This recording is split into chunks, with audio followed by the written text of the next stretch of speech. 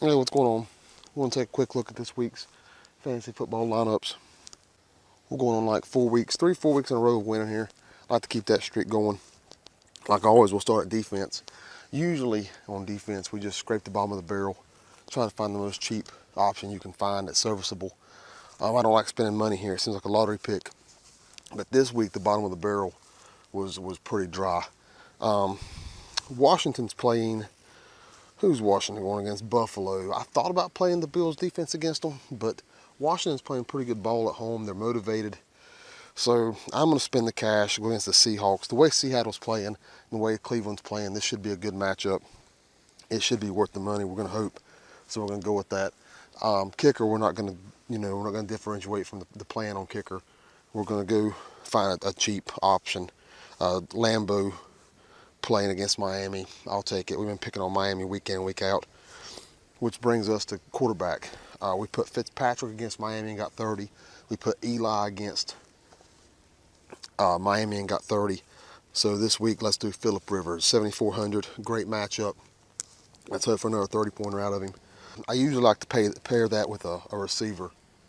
We went with Fitzpatrick and Decker or Eli and Beckham. But San Diego, I don't see any options I'm in love with. I think Vincent Brown, if he gets the nod, if he gets to go, or Stevie Johnson are interesting picks. But I didn't see anything I loved, and I could put a lineup together that I liked better than taking a risk at either one of those guys. At running back, since McCarthy came back, Packers look like they did last year. I mean, it's only been 1 week, but it's low investment money on the budget, so we're going to go for it. Lacey and Cobb was the Packers offense last year with McCarthy calling the shots.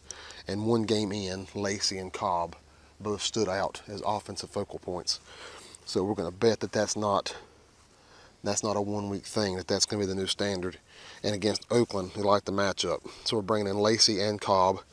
LaShawn McCoy didn't hit pay dirt last week against Philadelphia, but he did rack up 100 yards. That same little thing should happen this week. 100 yards this week's nothing unbelievable. Should find end zone. If not running it, at least receiving it. So we're going to put him up against Washington. At receivers, we already talked about Cobb.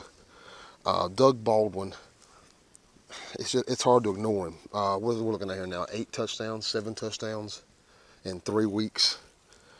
That's $7,400. This is going to fall out at some point. Somebody's going to play Baldwin, and he's going to put up close to a goose egg. I feel like that's coming. I hope it's not this week at $7,400 against Cleveland. I'm willing to roll the dice and hope it's not. And then Allen Robinson. Jacksonville's offense is playing really strong right now. Robinson is coming off a bad game. We kind of predicted that last week, putting Hearns in instead because of Vontae Davis. Robinson, I think, had 1 catch for 4 yards, although he did hit pay dirt with it. I think they force-feed him the ball this week to make up for him not being active last week.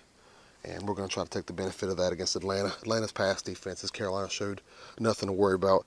If Ted Ginn can burn these guys for 2 touchdowns, Robinson should tear them apart. We got Ty at tight end for the Giants. Beckham's going against Gordon. Beckham's going against Norman. And this is going to be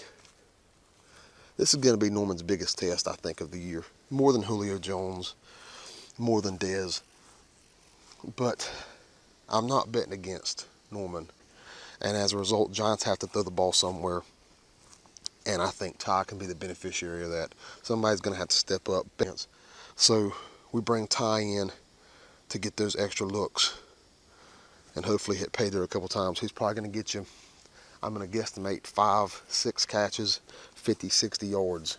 You're going to need some touchdowns, but I think he's good for 1, and hopefully we can hit pay dirt twice. 4,900, it's a good risk. So that's the lineup. As always, play it, bet on it, change it, use it as you see fit. Agree, disagree, put it in the comments. Hey man, that's it. Good luck to everybody this week. Don't forget to subscribe. Later.